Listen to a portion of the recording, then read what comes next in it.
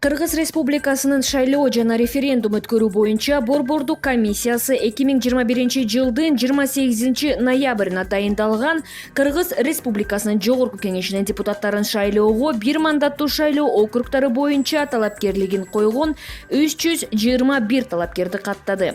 Анын ичинде 21 талапкер шайлоого катышуудан баш тартуу жөнүндө арыз беришти. Ошондо 2021 жылдын 11 ноябрына карата 300 талапкер шайлоого катышат.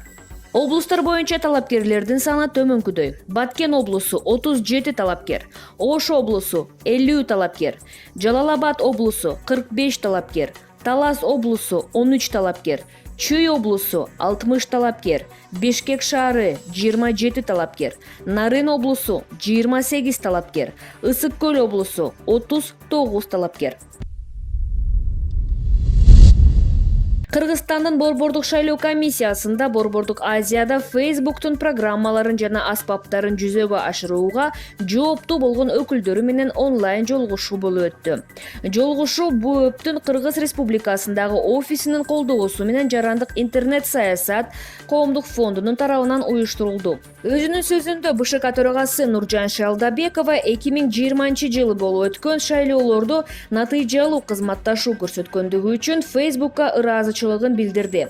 Жооп иретиндеги куттуктоо сөзүндө Facebooktун мамлекеттик саясат боюнча директору Джордж Чен Кыргызстанда мета катары белгилүү болгон Facebook Family Apps'тын маанилүү ролун баса белгилеп кетти. Жолугушууда ачык айкындуулук чаралары тынымсыз жаңыланып туруучу абдан маанилүү аспап болуп эсептелгендиги жана акыркы жаңылоо 6 ноябрда болгондугу тууралуу айтылды. Джордж Чендин айтуусунда БШК үчүн санариптик китепкана Facebook'та каттоого алынган аккаунттардан Facebook пайдалануучуларды эсепке алуу жазууларынан чыгуучу потенциалдуу саясий жарнамаларга мониторинг жүргүзүү үчүн керек болгон бүткүл маалыматты алуунун булагына айланмакчы. Жолугушуунун жыйынтыгы боюнча тараптар кызматташууну улантууга даярдыгын билдиришти жана БШК күтүлүүчү парламенттик шайлоого катышуучу бир мандаттуу шайлоо округу боюнча каттоого алынган бардык партиялардын жана талапкерлердин тизмесин Facebook'ка көрсөтө тургандыгы тууралуу келишим түзүштү.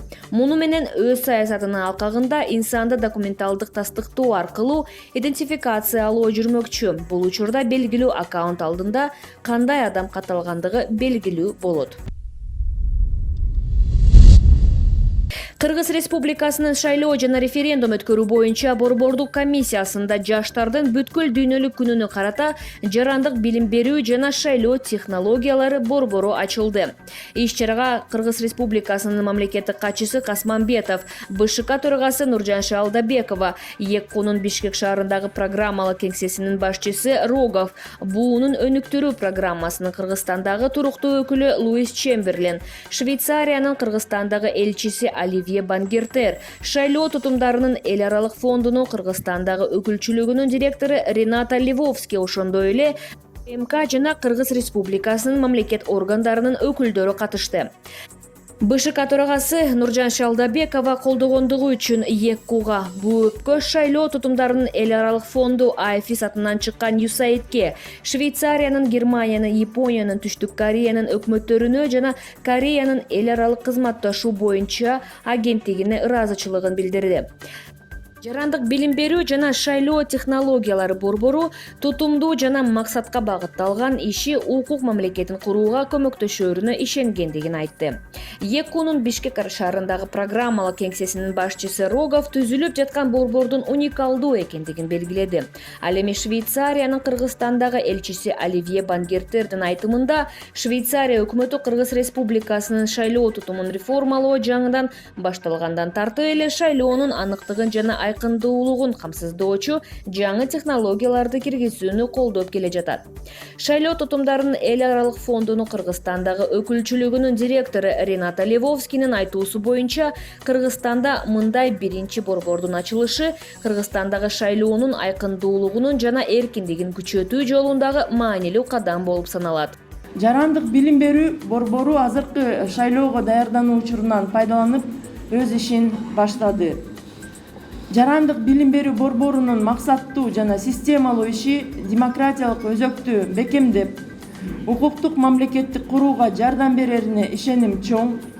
Борбор ошондой эле жарандарыбыздын укуктук маданиятын жогорулатып, бийлик институттарына жана башкаруусуна ишенимди арттырып, жарандык коомдун жана активдүү жарандарыбыздын өлкөбүздүн жашоосу менен өнүгүшүнө катышууга өз салымын кошот.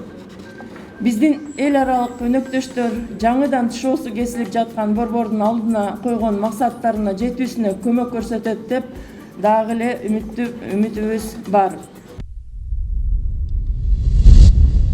Кыргыз Республикасынын шайлоо жана референдум өткөрүү боюнча борбордук комиссиясы ЮСАИДтин колдоосу алдында Кыргыз Республикасына караштуу Башкаруу академиясы жана шайлоо тутумдарынын эл аралык фондунун АЙФИС Кыргызстандагы өкүлчүлүгү менен биргеликте шайлоо укугун өркүндөтүү деген темада жаштардын дебатын өткөрдү.